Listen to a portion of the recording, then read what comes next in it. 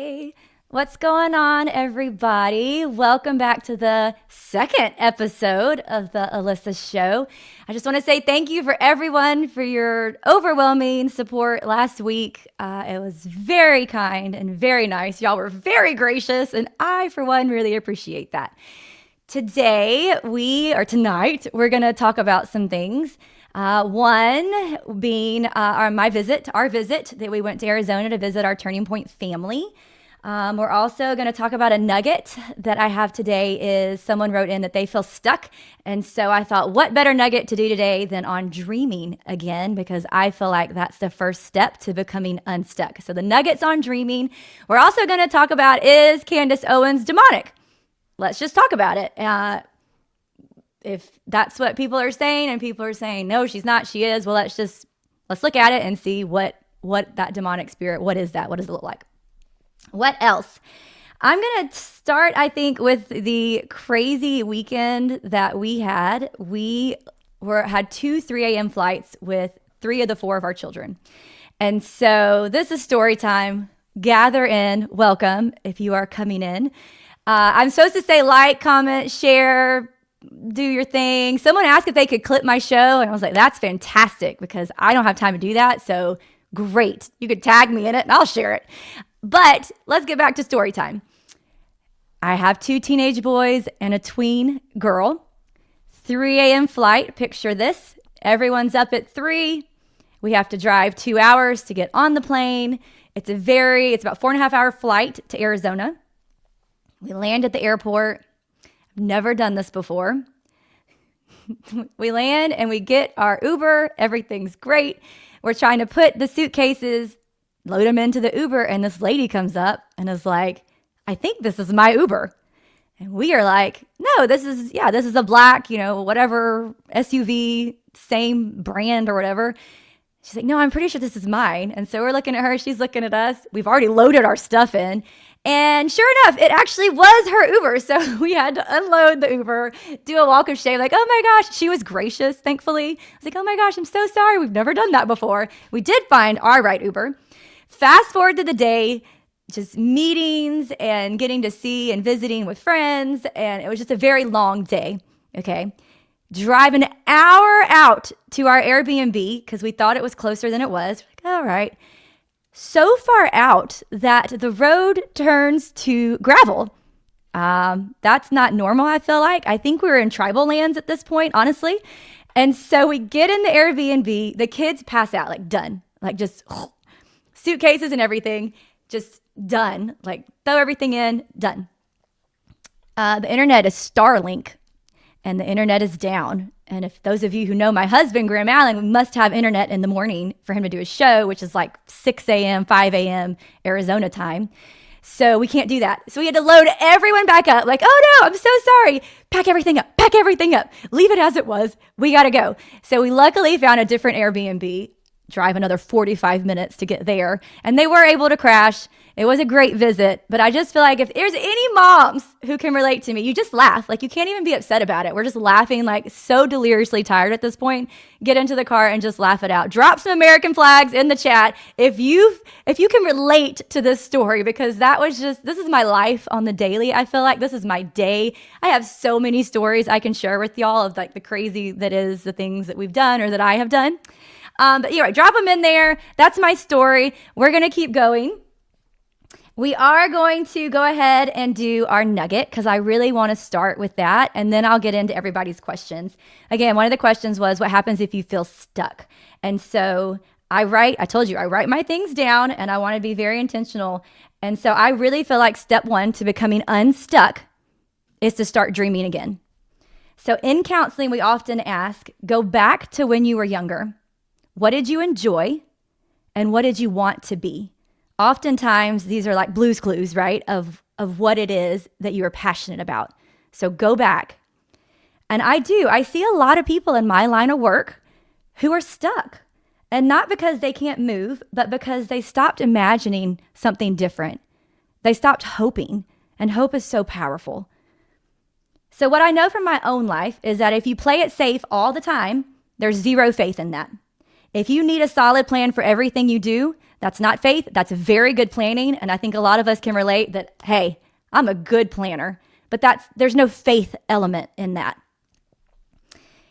So for me, it looked most recently like starting this podcast. That was a leap for me because it's out of my comfort zone. Starting my nonprofits were a leap for me. We didn't have financial backing and all these things. It was a leap of faith. Okay, God, I'll give this to you. I'll do what you say, but you're going to have to come through or I'm not going to be able to do anything. I can't pay rent this month. And every time he came through, but that's the faith element to it. So you have to trust God to do what he says he's going to do. In my family life, it was jumping with Graham when he decided to leave the Army, which was a very safe, comfortable life for us. And that was scary. But he's like, I think I got something with this, babe. I'm like, do you? Okay. Let's hope for the best and pray it out. Which obviously happened to be one of the best decisions of our life. But that took faith, stepping out of your comfort zone. Also, for me, it was praying for my daughter, my youngest daughter, Lolo. It was 6 years of praying and wondering if the word I heard from God was ever going to be fulfilled.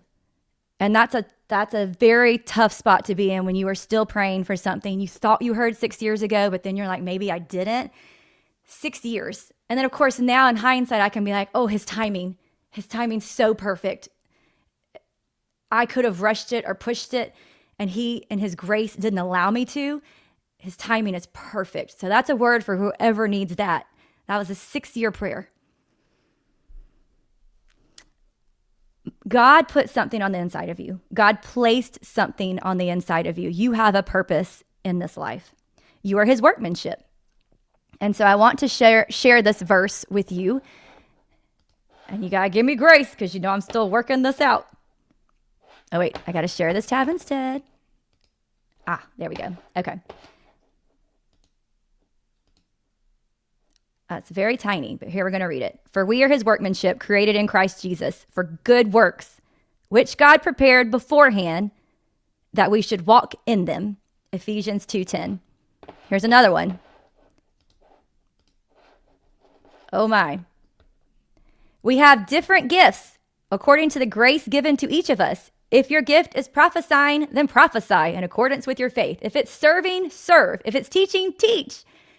If it's to encourage, give encouragement. If it's giving, give generously. If it's to lead, do it diligently. If it's to show mercy, do it cheerfully. All that to say is you have gifts. You have giftings. There's so many places in the Bible where it talks about every one of us has giftings. God has created you with a purpose. God longs to give you the desires of your heart. But what are you doing? So he has equipped you with gifts. He's equipped you with talent that are uniquely yours. But we tend to bury them. We let the 9 to 5 define us. We step into roles as mother, as sister, as daughter, as employee, as friend. And I'm not saying those roles are bad. Those roles usually are very beautiful. Like there's nothing more beautiful than the role of being a mom. But what I am saying is, when is the last time that you used your imagination, that you dreamed? And your dreaming isn't to depress yourself, to be clear, it's to motivate yourself. It's not a dreaming of, oh, what my life could have been. No, every day is a new day, and you get to decide how that day is going to go. You get to decide the mindset you have and where it's going to lead you. And that should bring excitement, not depression. And God said in this world, yes, you're going to have struggles, but take heart, because who's overcome the world? Jesus. God's overcome everything already. So we have to pray for a word. When's the last time you just prayed for a word from God? And then start stepping. You're never going to have all the answers. I can promise you that, because again, there's no faith in that. You're not going to have all the answers. But God will lead you. He promises that he will give you wisdom if you ask for it. So I would say, pray for wisdom. Pray for wisdom in your decisions. The world is temporary. Trials are guaranteed, but so is God's presence. He says he'll give us the desires of our heart when our heart is aligned with him. So here's my challenge this week. Dream again. Ask yourself, what upsets me the most? Is it injustice? Is it children being overlooked? Why does Epstein seem to bother me more than it bothers some? Is it disorder? Is it something that is creatively done poor? Whatever burns inside of you, start there. That's your clue. I don't get upset over bad fashion or album covers. And you can ask my daughter. This is it, right? This is all I don't even have makeup on. This is probably going to be what y'all get most days is, end of the day, Ellisa with no makeup because it drives me nuts and feels gross on my face. And I'm in pajama pants on the bottom of this. But Anna Grace loves fashion. So who knows? Maybe she'll do something with it one day. But that's clearly not my gifting. But whatever it is that stirs inside of you, follow it. Don't ignore it. And you can ask. Everybody's like, oh, but my little gift doesn't matter. I need big talent. I need to sing or I can play an instrument or, you're doing a podcast. I'm a nobody. I'm terrible with words on most days. So you're making excuses is what you're doing. You just have to start. What are you passionate about? Start there. Jump into a small group or lead. Jump into a service project or lead. Go on a missions trip. Whatever it is write the book. I think it was Father Mike Schmitz that said, I can't remember now, maybe like 90% or a very high number of people want to write a book about their life because they think it would be a good book. And then it said, I think less than like 10% actually do it and less than 1% actually even start at all. And so I don't know. I thought that was very interesting because a lot of people clearly have dreams and they just never do it. So again, all this is to say, pick up your paddle, move your boat, and let God lead the direction. I feel like this is one of the first steps to becoming unstuck. I promise you, I am not special. So if I can do this, then you can do this. And then to end that, I would just say pray over it. Just pray over it. And then again, move your boat. Many people, I wrote down, so many people will not leave the shore and then wonder why they don't feel fulfilled. Many people will never leave the shoreline and then wonder why there's no adventure in their life. You have to take big steps to see faith. Reverse that. You have to take big steps to see miracles. So I pray daily, put me in your flow. Lord, I want to be a part of the miracle. I want to see him. I want the giftings. But you have to intentionally put yourself in the flow. So that's my challenge to you is to dream again. I would love to hear your dreams. So you can DM me, you can write me, but I would love to hear like some of your dreams. I know a lot of people have like Etsy shops or different things, but again, you can use all that to the glory of God. Every single thing you can use. So let me know, and we're going to jump into some questions now. Oh wait, before we jump into questions, I am very proud of someone dear in my life. And I want to share this with you. My good friend, actually, it's more like my sister-in-law. There we go. As most of y'all know, we lost my niece a few months back. She was stillborn, and she was beautiful. Her name is Sunday. So my brother and sister, they started this foundation to honor Sunday's life and to help other moms who have dealt with infant loss, stillbirth, and it's really beautiful what they've done. And so I just want to say I'm so proud of them. Also, if you've ever had loss like this, we pray for you. So it's so tough. And like I said, my hat goes off to them for using their pain to help other moms. And so you can go check it out, sundayspromise.org, and you can help them. You can make a donation. But it's really a beautiful nonprofit. And so I'd be remiss if I didn't share that. And yeah, like I said, Sunday, from her very first, when they surprised us at the birth announcement, is so loved and so cherished. And your baby is too, if you've dealt with that. So loved, not forgotten, cherished, and we will see them again one day, which is that beautiful hope. So you can go check that site out if you would like to. And now we are going to jump into questions. One of the first questions that came up was from Janice. Several others have asked, how is Erica doing? So, as most of you know, we did go and visit with them this weekend with our Turning Point family. And I'm trying to pop that up. Nope, there we go. Erica's probably doing about as good as anyone in her situation.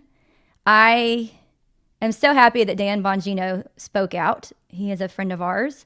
I'm not going to touch too long on it, but Erica would be like, truly what you would, people are like, she's never with her kids. Okay, well, we hung out with her, our Turning Point family, her kids at a dinner at someone's house.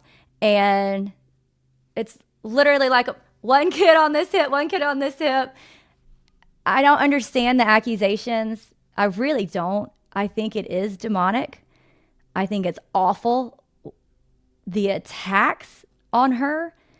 And I don't know what else to say, because these Candyland people are going to believe what they want to believe, but you're not trusting the people who actually were close to the Turning Point world, to her friend.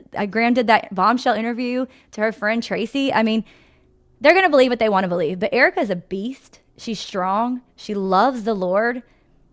I got to give her a word and pray with her. I mean, I don't know what else to say. I truly am like, is this real life right now? Erica's a beautiful woman inside and out. She's an amazing mom.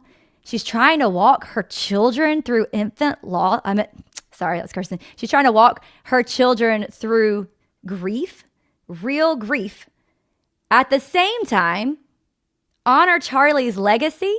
And at the same time, now go under all these just evil attacks against her.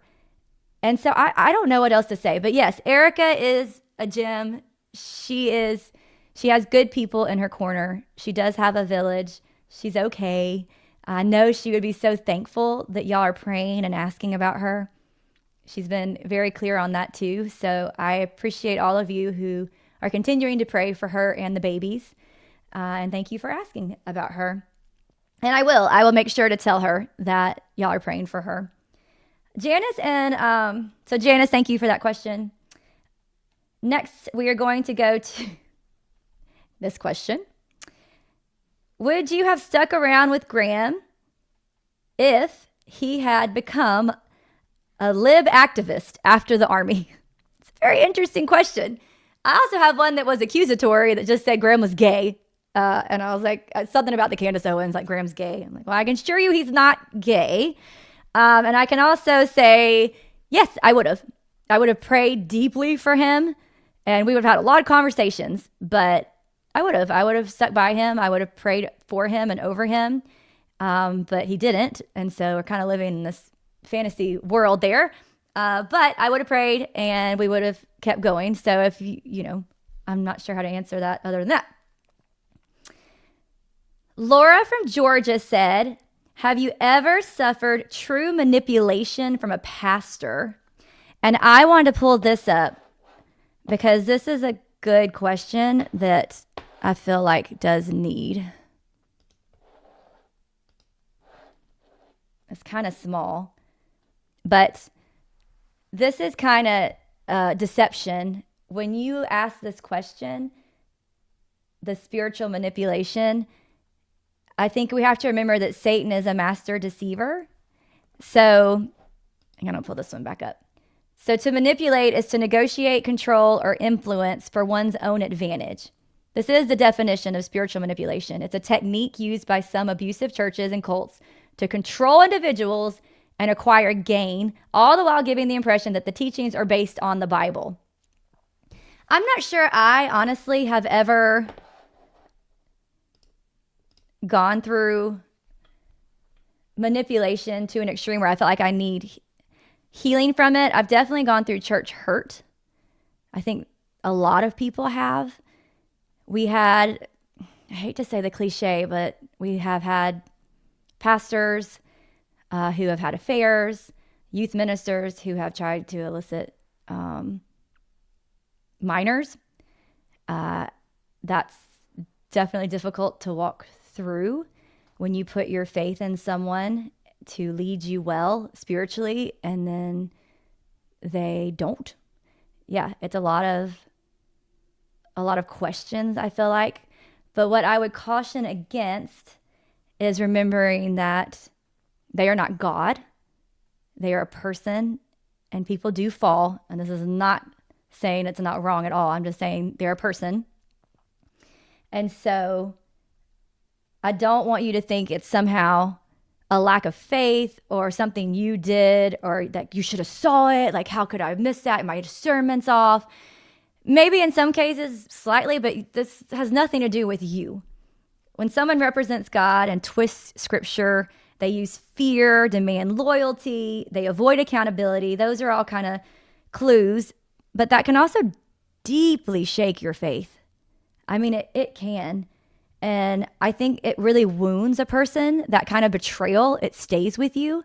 And so what I would say is if you have dealt with that manipulation from a church, which again, isn't anything new, by the way, corrupt leaders have been, biblical leaders have been since before, all the way back. Look at Jesus's time. I mean, I don't know how many times he said, I may even have it. Let me see if I do. Oh, I do. Look. How many times in the Bible Jesus says, woe to you, woe to you, woe to you, teachers of the law to Pharisees, teachers of the law to Pharisees, you hypocrites. I mean, there are verse upon verse upon verse talking about this exact thing. So what do you do? I think is probably the question.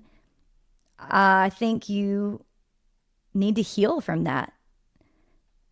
I don't think it's about forcing yourself to just grit it out and pretend like you're fine. That heals nothing. I think you need to find spiritual mentors who you trust.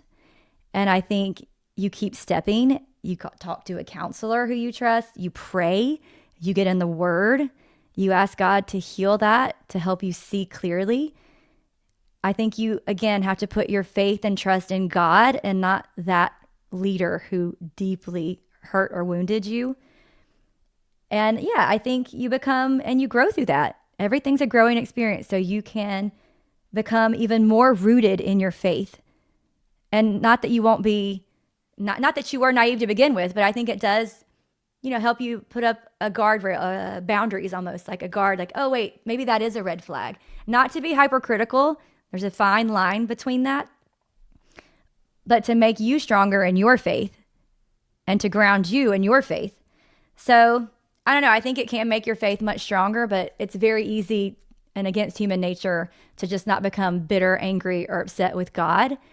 And I would say continue to stay in the Word, continue to pray, and find you a spiritual leader who you do trust, and baby steps. But definitely don't roll past it and definitely don't ignore it. I mean, I remember a church I asked for prayer to go on a missions trip, and they straight told me, oh, no, we can't pray for you because you're not a member of my church.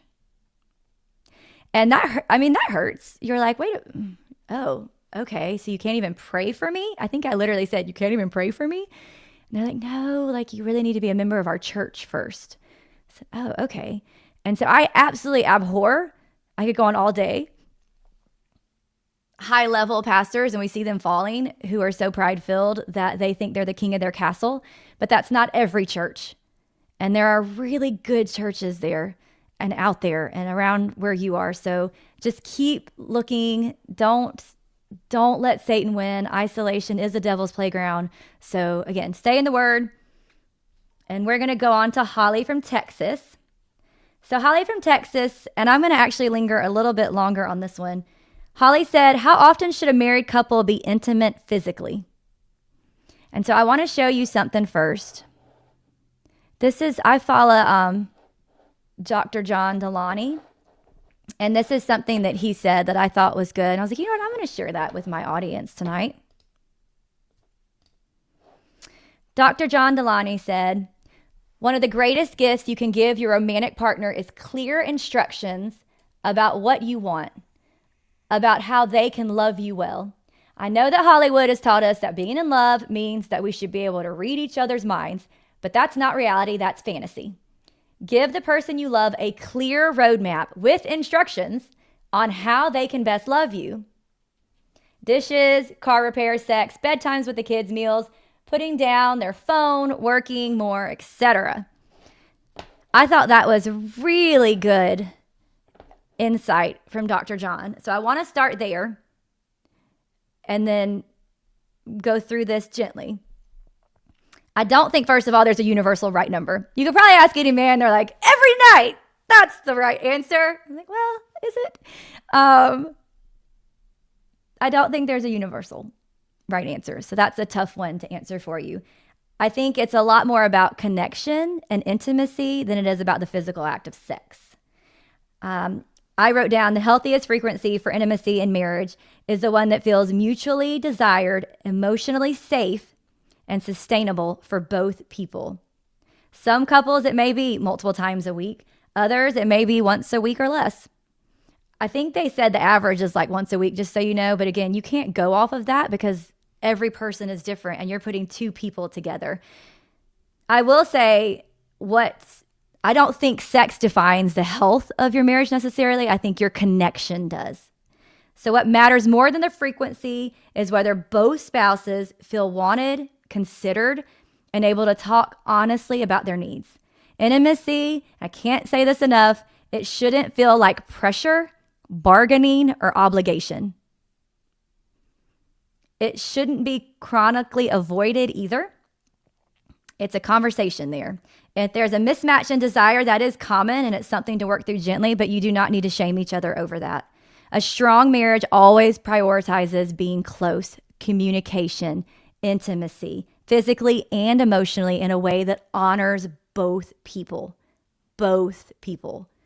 In a healthy marriage, intimacy is something you choose and not something you use to keep for security. And I'm going to explain this.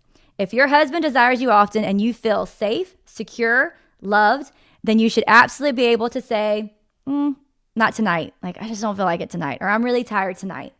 And you should still feel completely cherished the next day. Real love is not fragile. It doesn't withdraw affection. It doesn't become cold. And it doesn't punish you if you say no or if you set a boundary. And when a relationship is emotionally secure, no does not threaten it. So, what does that look like? If you feel like you have to give sex in order to keep the peace, in order to avoid tension, in order to feel loved or maintain affection, then that is a red flag. And you probably needed to look at that. Intimacy should never be a tool used for control. It should never be used for emotional bargaining on the woman's side. Ladies should never withhold sex just because you're angry or you're upset or, you wanted this and he didn't do it. So on our side too, like we have a responsibility too, that we're the only people they can get it from. So we have a responsibility as well. But it's all about healthy communication. That's the key. So sex is kind of like the byproduct from a healthy communication style, from intimacy, from that connection. And the healthiest marriages are ones where both people feel free, wanted, and safe. So intimacy is mutually desired and it's not an obligation. And so I actually did this. I wrote a couple things down. I can't pop them on the screen because I'm not there yet, but I'm going to go through them really quick. So 1, identify the root of your insecurity. If you are insecure, work through it. Do I fear rejection? Do I equate sex with being chosen? On either side, because if you do, then when no happens, then I am deeply insecure now. And all these frustrations or all these insecurities may bubble up on either side, which leads to fighting, which is never good. So again, you always need to identify the root of it. Did I grow up earning love through performance? So I have to do certain things in order to be loved. And has trust been broken before, right? With infidelity, emotional withdrawal, pornography, whatever it might be. So often the belief underneath is, if I don't do this or if I don't give this, then I won't be loved anymore. And so those are key things you have to identify and work through to heal together. Number 2, boundaries to establish. So first and foremost, no obligation sex. Intimacy must be consensual and mutually desired. So what does that look like? Boundary language would be something like this. I want intimacy to come from connection, not pressure. If I say no, It doesn't mean I'm rejecting you. So sometimes it's also using your words instead of just rolling over and being like, not tonight, and nothing's being said. Also, you can gently say that, like, hey, it's not you. I love you. I love having sex with you. I love making love with you. It's not you. I'm not rejecting you. I'm just really tired tonight. So a lot of times just communication is huge up front. Number 2, no emotional punishment. No silent treatment. No coldness, no sarcasm or distance after a no boundary. If I say I'm not up for it, I still need warmth and kindness. I don't need the cold shoulder. I don't need to feel detached. I don't need to, that's the obligatory sex. I don't need, if I say no, I know he's going to be upset for the next 2 days or until I give him sex. And so that's not a healthy connection. And I'm not saying it's detrimental to your marriage. I'm saying these are things that maybe he feels that way because he's very insecure as well. Maybe he grew up in a home where he felt like he had to do certain things, or love was performance-based. And so if you're not doing that, maybe he's doing something wrong. And he's also spiraling. Oftentimes, it's that communication. And the communication is what builds connection and intimacy. And then from that, it just flows naturally. But these are things you have to talk about. You got to get to the root of it. And oftentimes, we brush it aside, or we're too busy, or we have all these things with the kids, and we never get to it. And over everything, over the soccer games or the dance recitals, most importantly is your relationship with God and with your husband. And if anything goes off there, then that also flows down to the children. So the best thing you can do to serve your children is to have a healthy relationship with God and your husband. So these conversations you need to make a priority. And number 3, you need to separate affection from sex. What do I mean? Increase non-sexual touch. Do you just hold hands randomly? Do you sit close together? Do you snuggle on the couch during a movie night? Do you hug often? Do you give quick kisses goodbye? Physical reassurance without the escalation. These are things, steps that you can take, right? And then why do you do that? It rewires the nervous system to feel secure without performance. So that's like the brain wiring of that. And number 4, schedule emotional check-ins. This one's huge. And not just we're talking about physical intimacy, I'm talking about emotional intimacy. Questions are like this. Are you feeling connected to me lately? Is there anything you need more of? Security, again, grows from communication. So me and Graham actually do Sunday check-ins. How you doing? How am I doing? What can I do better? What can you do better? And these are not to cause fights. These are not to blame. Like, well, I did this and you didn't do this. These are genuine, healthy conversations of, oh, this is where I kind of felt like I feel disconnected from you this week, or you were gone all week and I don't know, I missed you, or whatever it is, you're just checking in. And again, these things need to be made priority because your marriage should be key over any other relationships. It should be priority. So just do those quick check-ins. How are you doing? Make time for that. We do it after the kids go to bed. Sometimes we just do it in the car or while we can, in a carpool line. Hey, you want to hop in the car with me? Let's talk. And security is being able to say no without fear. Knowing that love isn't withdrawn. Feeling chosen outside of the bedroom. That's really important too. I think the book Love and Respect, if you haven't read it, I highly encourage that book. If you've read Love and Respect, do a thumbs up in the chat. Throw them in there. I'm just curious if anybody has read the book. I think it's great. It's an older book. Highly recommend it though, because women need love, men need respect. It breaks it down very easily to understand tangible things you can do. And anyway, I highly recommend that book. And I'm done. I do want to share this this last, exercise you could do. And it sounds really easy, but it can be deeply healing. And it is simply, I love you and I'm not going anywhere. Sometimes I know when me and Graham were struggling, all I needed to hear from him was, I love you and I'm not going anywhere. And just that statement can be so healing and empowering. So if you really don't know what to do, try just saying that once a week. Hey, I love you. I'm not going anywhere. And I want to play this marriage video for y'all because I thought it was really good since we were on the subject of talking about marriage. I'm going to share the screen first because I want to push play and you not to miss it. Because oftentimes when I push play, it comes on really fast.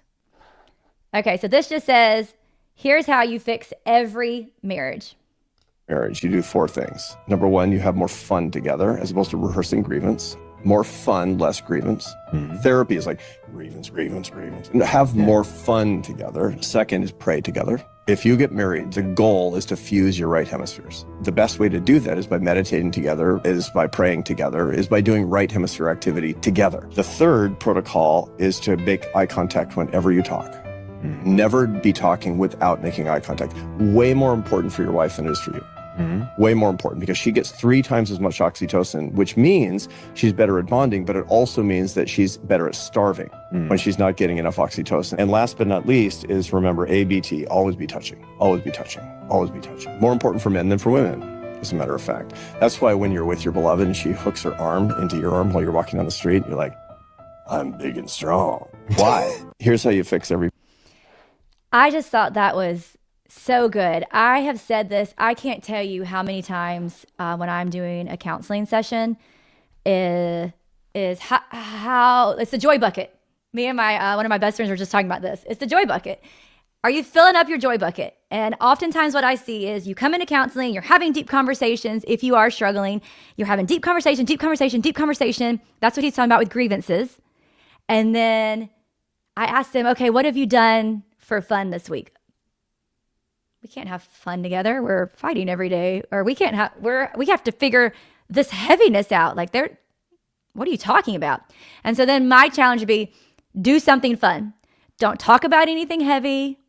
You can set that aside for counseling or one of the days of the week. Do something fun. Go skating, go bowling, go hiking. I don't care what you do. Play a board game. Do something you both enjoy together. Watch a movie, go to the movies, get your popcorn. I always get a Coke Icy personally. Whatever it is, do something fun because you need that. You can't constantly talk about grievance. It just keeps shutting you down. You have to also rebuild that joy. We call it the joy bucket. You also have to rebuild that. You have to create good memories that you can lean back on. Like, oh yeah, that was a really fun time we had. And if it doesn't go well, because this is real life, that's okay. Keep trying. But you have to start pouring into other experiences outside of grievances. So when I saw that, I was like, yes, this is what I've been trying to say. He did it so well and so clearly. But that's hopefully answered. That was a very long answer to your question. But I think it was a really good question that I wanted to really be clear on and to try to help out who may be struggling with that. All right, next question. And let me look at my clock. Yep, I'm already over. God, I'm just never going to get all to your questions. Okay, I'm going to have to skip that question, but I'll come back to it. Tyson from Virginia said, hey, America listener from way back. Hey, glad to have you back. Thank you. I appreciate that, Tyson from Virginia. Greshka from West Virginia. Just wanted to send you guys prayers and many blessings, and I appreciate that. Thank you.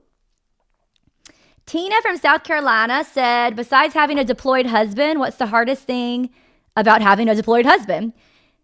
And outside of obviously having a deployed husband, it would be for me, I would think, and I'm sure to think of all my friends whose husbands have been deployed or were deployed, probably just single mom life. If you have, no matter if your husband was deployed or not, if you have experienced single mom life, let's throw some hearts in the chat for all of our single moms who have to do it every single day. Y'all are beast and amazing. And then all the moms who have husbands who travel a lot for work, they're everywhere. Businessmen, truck drivers, deployed husbands. But the hardest part for me, whenever Graham's gone, even now, is just, you have to still go to make it. You have to be in 3 places at one time. And that is just the Holy Spirit, because how that happens, we don't know, but we do it, and we're there, and we show up, and we make it happen. But I think that probably was the hardest part, is just all the babies. It's a lot. It's hard. It's hard to be mom and dad in a sense, and navigate, from breakups to anxiety to I scratched my knee, So again, single moms out there, y'all are amazing. I personally pray for y'all. I have a heart for y'all because you do the Lord's work every single day and never let anyone tell you that you don't. And you need to probably more than anyone remind yourself of that y'all are amazing and you pour into those souls every day and God sees you. And even if you don't feel it, we heart you and we see you and keep going, mama. Let's see here. Oh, okay. Is Candace Owens demonic? Well, I'm not even going to say anything to that. Let's just look. How about that? I'm going to have to go back here because I got out of order. And so, okay. I'm going to share this screen. Let's look at it. This is a definition. I don't know if you can see it or not. Demonic activity is based in deception. So you can see right there. Satan is a master deceiver. I had read that earlier. Was that his most effective work is with those who don't know the Bible. It's aimed at destruction. Deception is just the front door to demonic activity. The thief comes only to steal and kill and destroy. Jesus says, I came that they may have life and have it abundantly. So the end game of any of Satan's schemes is destruction. I'm trying to scroll down. I also feel like you live deception and destruction are effective because so many people live in denial for truth. They exchange the truth of God for a lie. A lot of demonic activity that I've personally seen also have a spirit of paranoia. So, I'm going to let you be the judge of that. I think there's a lot of people who are going around saying a lot of things. And I know that Candace's elephant in the room, her big episode, her hit piece on my friend came out just a little while ago. I have not had time to watch it because I am a mom of 4. And so I can't speak to that yet. But I will say, if you look at all of the spirits, I don't know how you can argue that it's not demonic activity.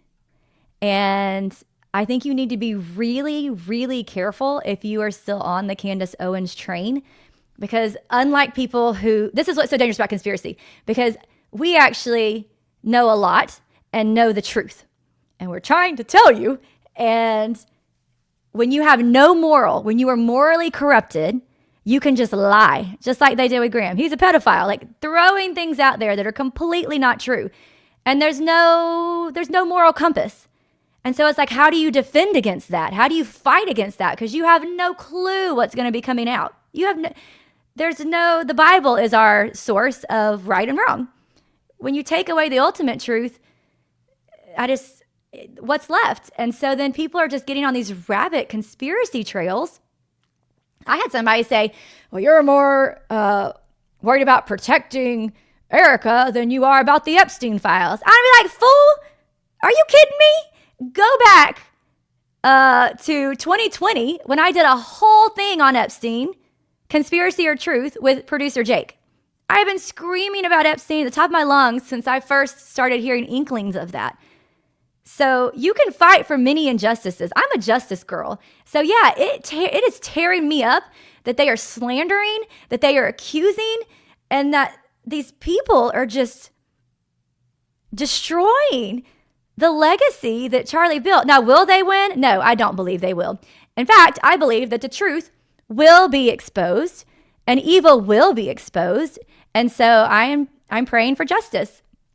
That's what I'm doing. And I'm staying in the truth of what we know to be true.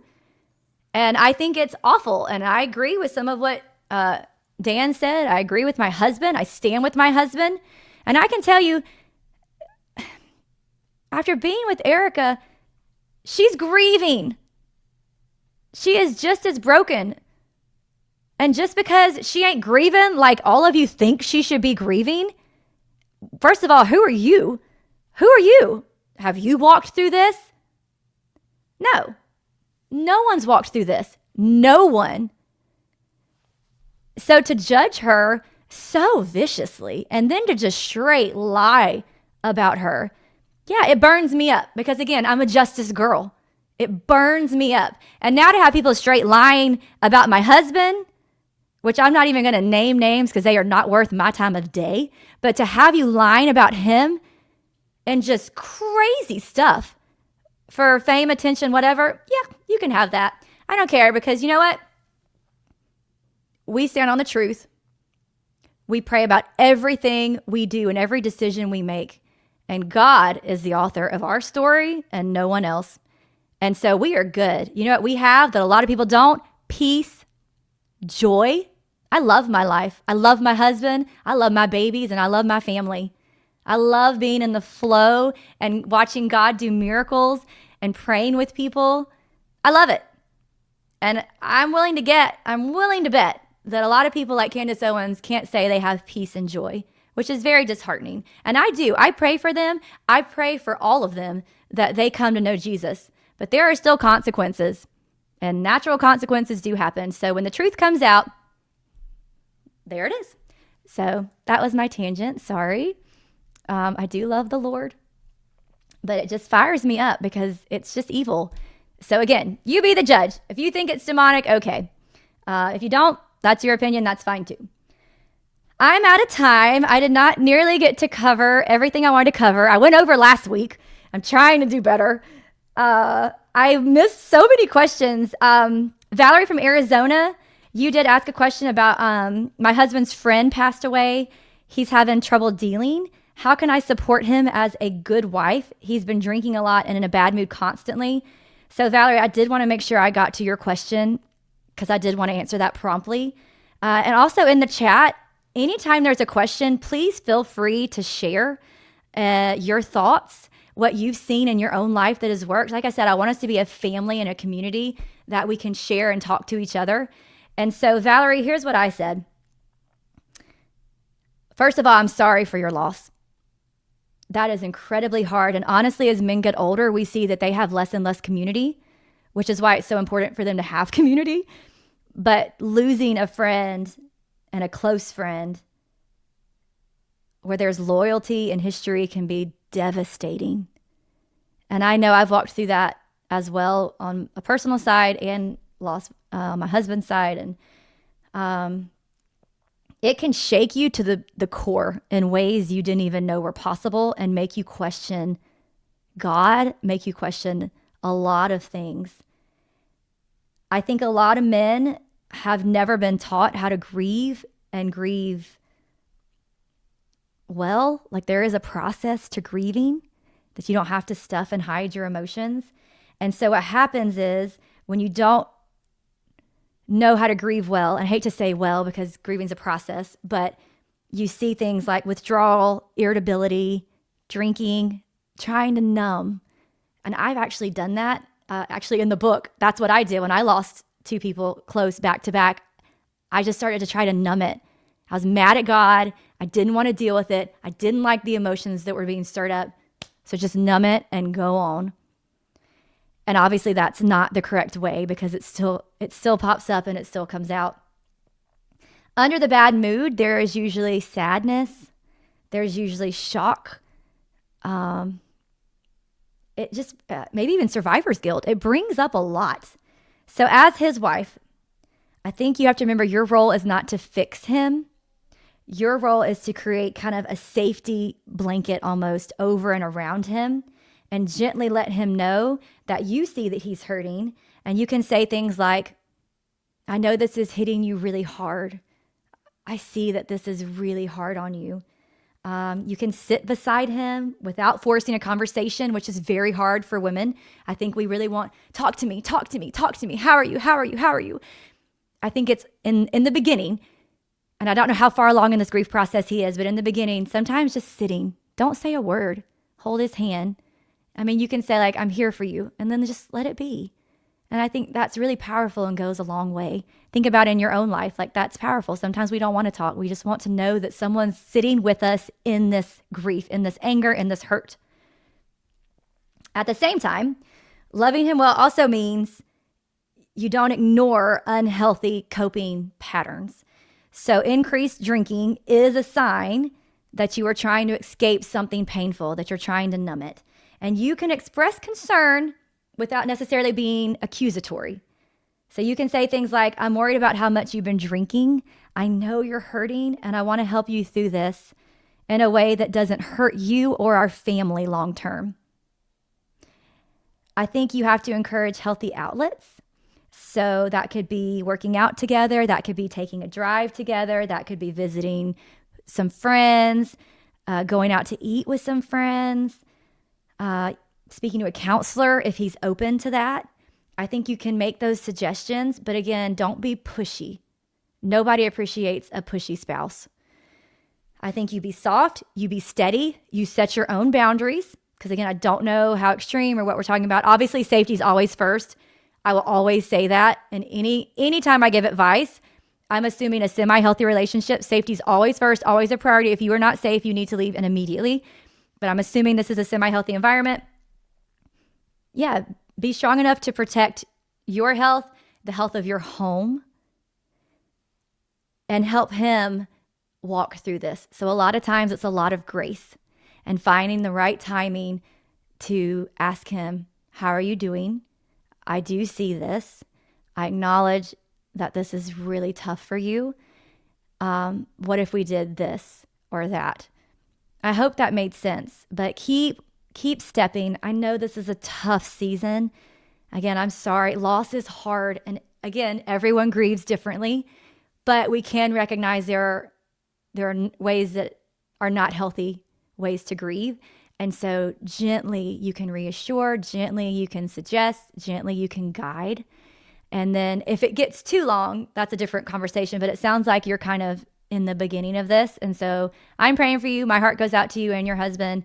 And again, drop in the chat if you have thoughts on that. Y'all can show your love, send her hearts, showing your love and support for her as they go through this tough time as a family and also in the marriage. So, all right, I'm going to get to the other questions. I have some funny ones, but we're not going to get there today because I'm out of time. I do want to show you, last week I showed you the book, okay? I had a lot of people write me and say, hey, I like the cover of your book. If you missed it, you missed it. You have to go back. I'm sorry. I can't pull it up. But I was basically told my book looked like a fantasy goth sex book. Apparently today's talking about sex. So I did not feel that way. Obviously, I loved the cover of it, but it is what it is. So I talked to my designer or creative designer, and she sent me back one, and I'm just going to pull it up on my phone because I think you'll get the first ever view of it. I think we're going to go with this one, and I'm curious your thoughts.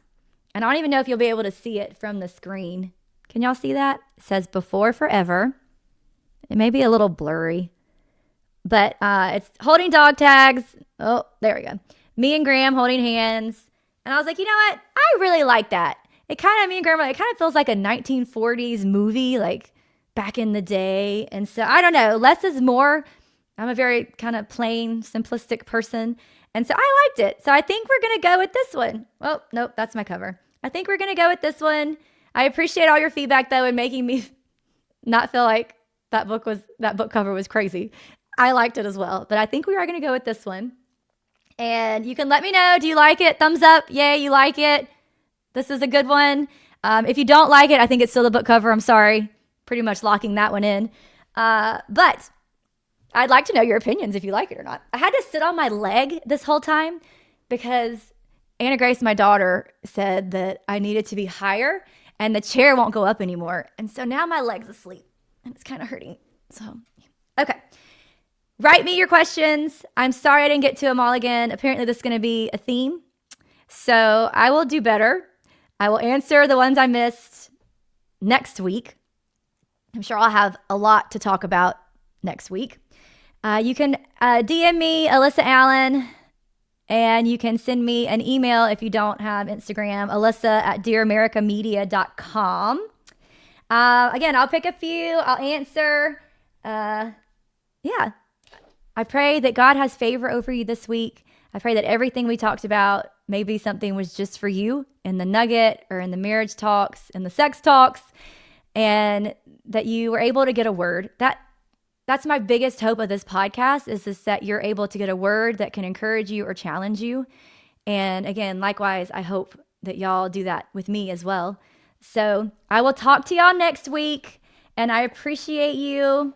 And remember, if you have questions, all you have to do